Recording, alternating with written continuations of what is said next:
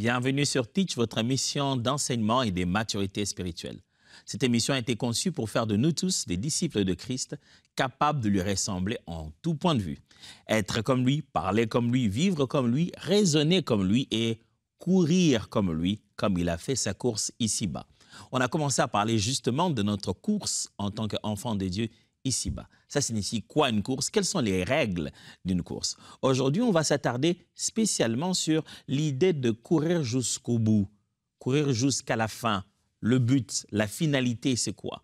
Il s'agirait ici non pas d'identifier c'est quoi seulement la finalité, mais de placer dans notre tête un raisonnement, une façon de réfléchir en prenant compte du fait que je cours pour arriver jusqu'à la ligne d'arrivée, jusqu'au bout.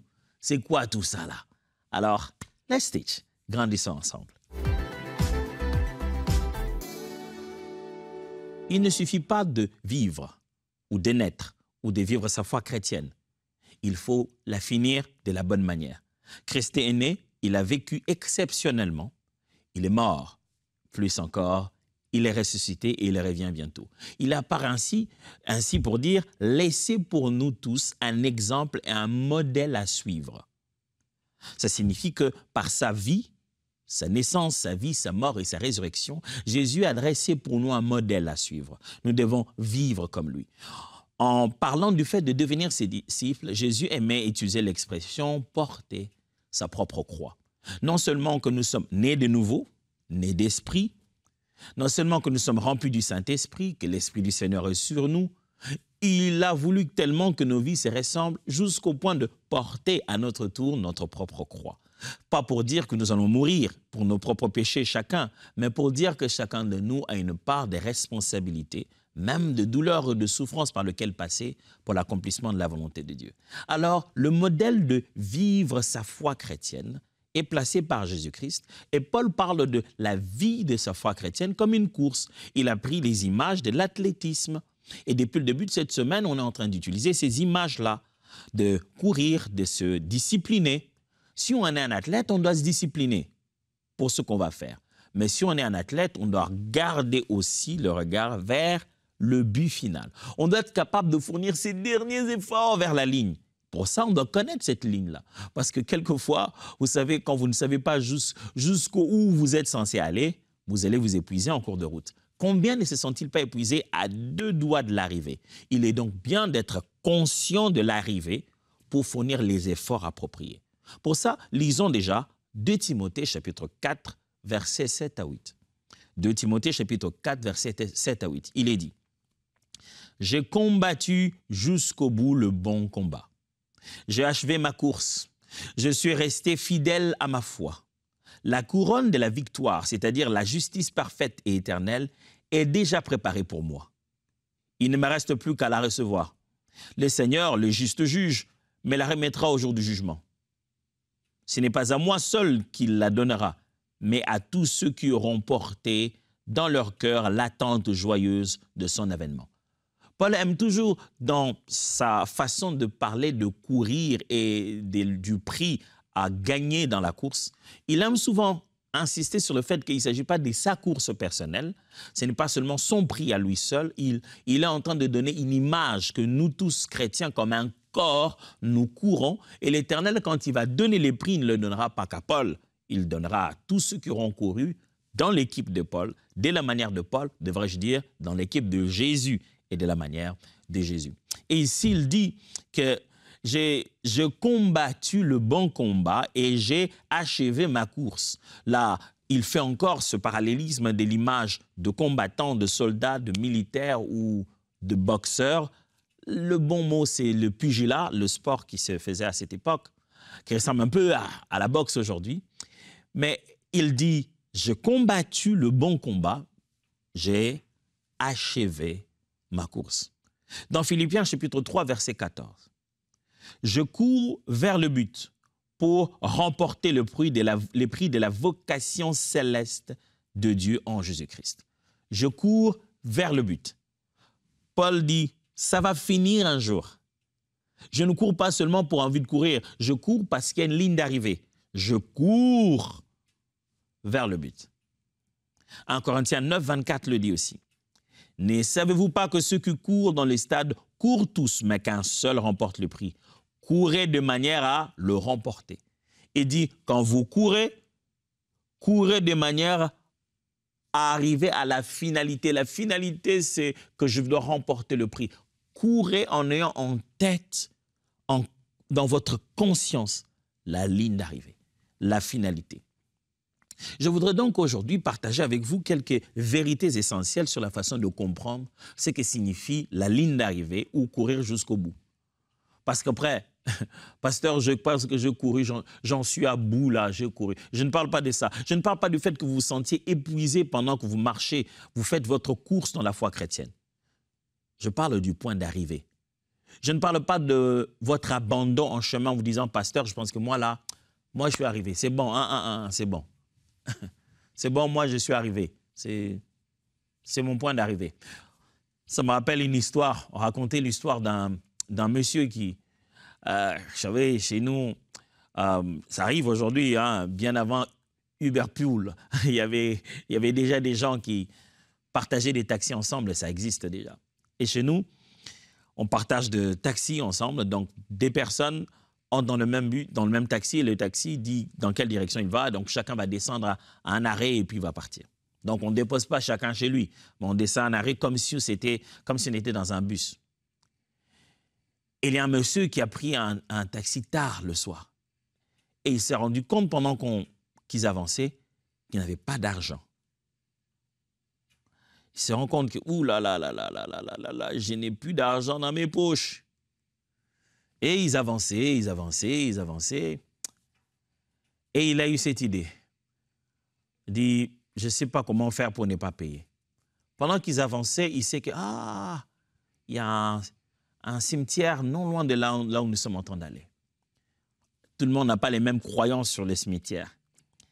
Et la forte croyance qui règne, c'est que la nuit, quand vous approchez près des cimetières, il y a des revenants, il y a des morts vivants, il y a des gens qui font des incantations là-bas, il y a des esprits qui se matérialisent, qui prennent chair, qui deviennent des corps. Des fois, des gens qui sortent de leur tombe vont vivre, manger, boire et rentrent dans leur tombe.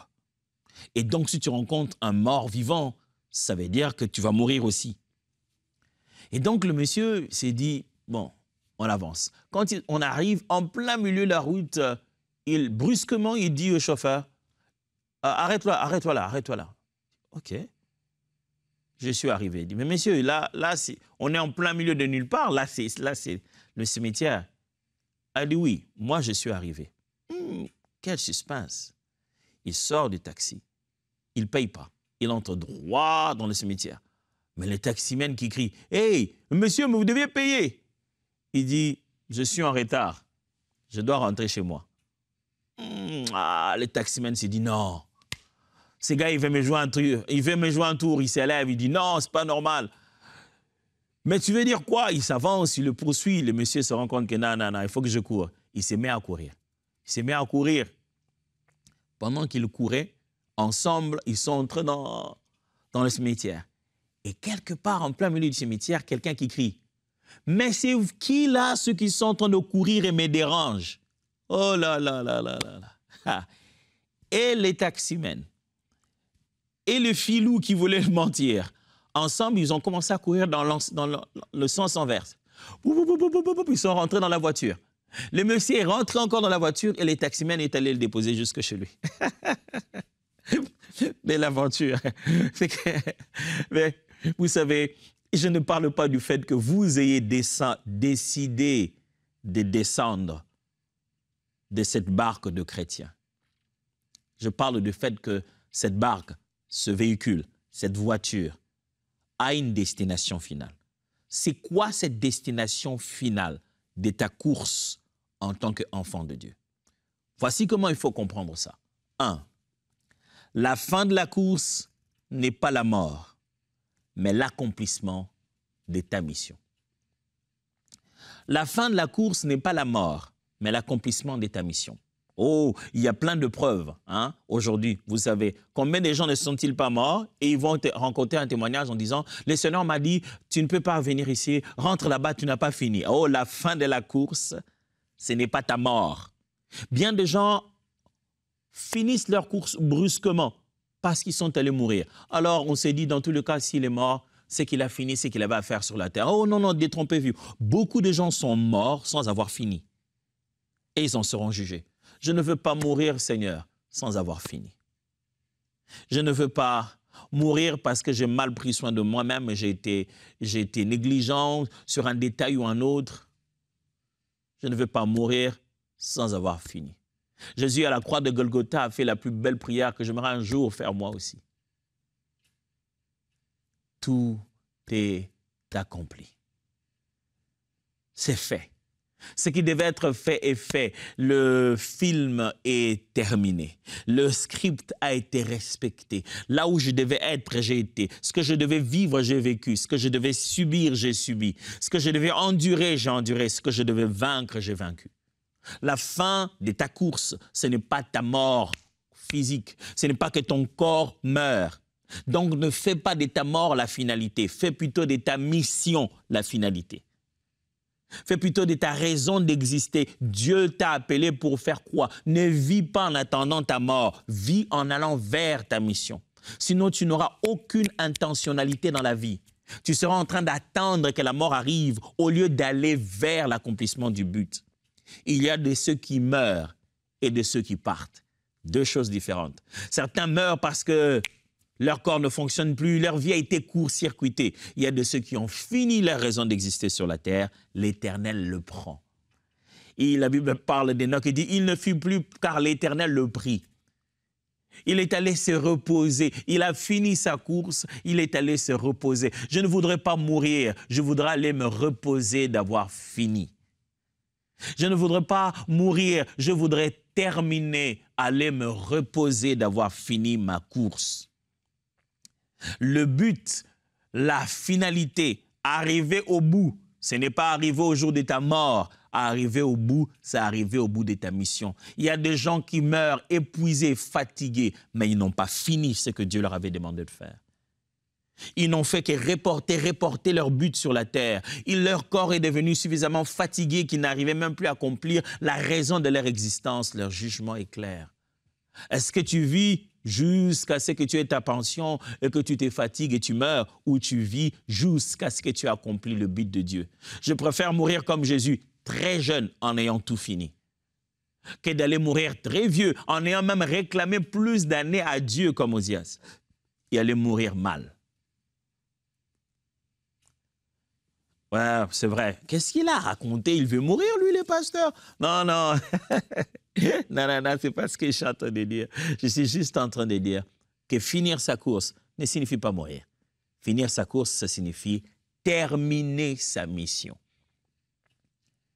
Et terminer sa mission demande de l'intentionnalité. C'est ça ce que ça veut dire courir jusqu'au bout. Deuxièmement, deuxième vérité à retenir sur courir jusqu'au bout, c'est que courir jusqu'au bout, c'est rester fidèle à ta foi. Paul le dit, nous l'avons lu au début. Il dit, j'ai combattu le bon combat, j'ai achevé ma course, je suis resté fidèle à la foi. Courir jusqu'au bout, ce n'est pas avoir commencé et jusque finir. Non. Courir jusqu'au bout, c'est avoir bien commencé et bien fini. Il ne s'agit pas juste de faire le temps, il s'agit de faire la qualité nécessaire. Il ne s'agit pas de la quantité de jours vécus, mais il s'agit de la qualité de la manière dont on a commencé et surtout de la manière dont on a fini. Commencer d'ailleurs deux fois est oublié parce que nous ne commençons pas tous de la même manière, mais c'est surtout à la fin, n'est-ce pas qu'il est dit, la fin d'une chose vaut mieux que son commencement. Courir jusqu'au bout, c'est finir sur la bonne note. Courir jusqu'au bout, c'est finir en ayant gardé la foi. Paul dit, j'ai combattu le bon combat, j'ai gardé la foi. Ah, Dieu n'a-t-il pas gardé la foi à sa place? Non, non, non, j'ai gardé la foi. J'ai eu des raisons de cesser d'espérer. J'ai eu des raisons de me dire, mais dans quoi je me mêle dans cette histoire? Depuis que je suis dedans, je ne fais que me faire flageller, me faire frapper. Ça ne sert à rien cette histoire de Jésus. Mais j'ai gardé la foi.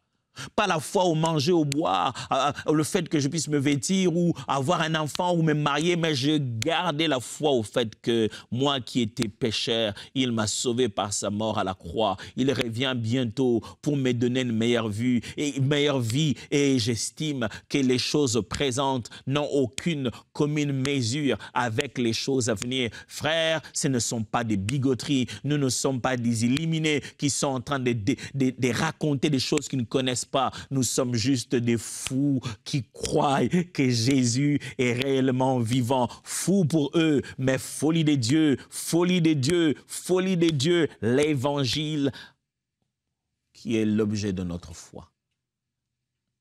C'est comme ça qui devrait vibrer ton cœur quand tu sais que je dois finir ma course. Tu regardes l'âge avancé, tu regardes ton corps s'épuiser, tu regardes l'année en train de finir, tu regardes les projets en train de s'accomplir, les enfants en train de grandir. Pose-toi la question, comment tu vas finir ta course? Tu veux la finir avec autant de mensonges et d'hypocrisie, en ayant caché autant de secrets qui finiront par être découverts après ta mort, ou tu veux finir en ayant gardé la foi? Es-tu toujours dans la foi? Ou es-tu maintenant dans un autre genre de business qui consiste à garder ton image au lieu de vivre réellement l'authenticité de ta foi? Que dis-tu, pasteur? Devrais-je venir devant tout le monde sur Internet à raconter ma vie? Ah, absolument pas. Parlez-en à Dieu, parlez-en à un frère, mais sors de là. Sois authentiquement, au jour où il va revenir, au jour où il va dire « c'est fini », sois authentiquement un chrétien. À courir jusqu'au bout signifie rester fidèle à ta foi. Fidèle à ta foi. Combien de compromis n'as-tu pas fait déjà? Est-ce que c'est toujours à la foi chrétienne que tu t'identifies? Oh, je ne parle pas de la tradition de ton église, ou je ne parle pas de l'ignorance que tu avais au début. Aujourd'hui, les gens de foi, ils veulent être fidèles à la tradition et aux dogmes qui lui ont été enseignés au début de sa foi. Il est même fidèle à son église, fidèle à leurs croyances fondamentales, au lieu d'être fidèle à Dieu et à la parole telle qu'elle est. Es-tu fidèle à Dieu et à sa parole? Troisièmement, courir jusqu'au bout signifie achever la course. Pardonnez-moi, je devrais dire achever la course, c'est finir le bon combat. Achever la course, c'est finir le bon combat. Il y a un combat. Il faudrait finir le bon combat. Paul aime utiliser l'expression « bon combat » pour montrer l'endurance qu'il a manifestée à continuer à faire son œuvre malgré l'opposition. Comment le corps, la chair, les hommes, les tribulations sont venus contre sa mission de propager l'évangile, mais il a malgré ça combattu. Combattu contre les bêtes, combattu contre les hommes, leur volonté, leur mesquinité, combattu contre leur mesquinerie, devrais-je dire, combattu contre le fait que les hommes concoctent des plans contre toi pour te détruire, mais tu es resté debout. Combattre le bon combat, c'est se relever pour tous les nombres de fois plutôt, que le monde a tenté de t'écraser. C'est se relever pour tous les nombres de fois que la chair a tenté de t'écraser. C'est te relever pour tout le nombre de fois où l'ennemi a tenté de t'écraser. C'est de rester debout pendant qu'on est tombé plusieurs fois, de finir la course debout. C'est qu'on est tombé dans ces rounds, tombé dans l'autre, mais à la fin du combat, on est le seul à rester debout parce que l'Éternel nous a fortifiés. Achever la course. Finir la course signifie finir le bon combat. Je combattu le bon combat jusqu'à la fin. Frère, n'abandonne pas en chemin. Je ne sais pas par quoi tu passes. Je ne sais pas quels sont ces problèmes. Est-ce que c'est lié à tes études? Je ne sais pas cette pression que tu subis. Tes milieux professionnels, c'est quelque chose qui est lié à ta famille, à ton foyer. N'abandonne pas. Surtout, ne te donne pas la mort. Ce n'est pas comme ça que tu es censé finir. Pasteur, moi, je suis fatigué. Oh, mon frère, ma soeur, je t'entends, je t'écoute très bien. Je t'assure que la Bible est remplie de gens comme ça. Combien de fois tu lis pas Moïse et tu as l'impression qu'il était fatigué? Combien de fois tu lis pas Job, tu as l'impression qu'il était fatigué? Et moi qui te parle, combien de fois je ne suis pas fatigué? Mais dans toutes ces choses, nous sommes plus que vainqueurs par celui qui nous a aimés. Appuie-toi sur l'amour de Dieu. L'amour de Dieu est beaucoup plus fort que tes faiblesses, que tes limites, que cette impression que tu en es à bout. L'amour de Dieu. Accroche-toi à l'amour de Dieu et tu vas finir le combat. Les hommes ont parlé, tu peux vaincre ça. Tu as des combats, le diable t'attaque, tu peux vaincre ça. On en a après ma réputation, tu peux vaincre ça. J'aime comment Jésus-Christ dit aux disciples, il dit, prenez courage, car j'ai vaincu le monde. Il n'a pas seulement vaincu la mort, il a aussi vaincu le monde. Jésus a vaincu le monde. La pression de la mode, tout le monde te rappelle que tu es un peu décalé.